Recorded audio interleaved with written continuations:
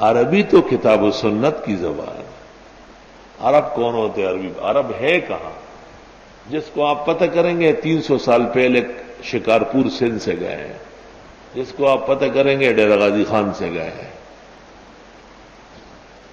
اصل العرب جو صحابہ کی اولاد ہے وہ وہاں موجود نہیں ہے، کیونکہ ان کو بادشاہ نے نکال دیے ہیں مکہ و مدینے سے،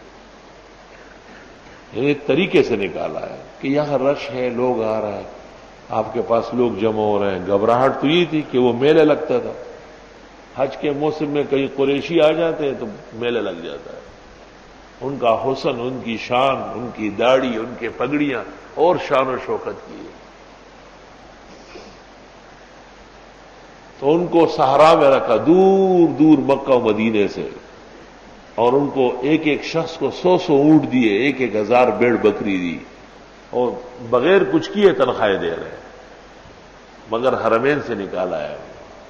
صرف ایک خاندان باقی ہے، سفیان ابن خالد کا خاندان، جن کی چابی جن کے پاس ہوتی ہے۔ آن حضرت نے جب ان کے بڑے کو چابی دی تھی تو فرمایا خذها خالدتن طالدتن لا یاخذها عنک الا ظالم، یہ رکھو ہمیشہ ہمیشہ کے لیے، جو تم سے لے گا وہ بڑا ظالم ہوگا۔ ابھی تک ان کے خاندان کے پاس چابی ہوتی ہے، آل و اولاد کے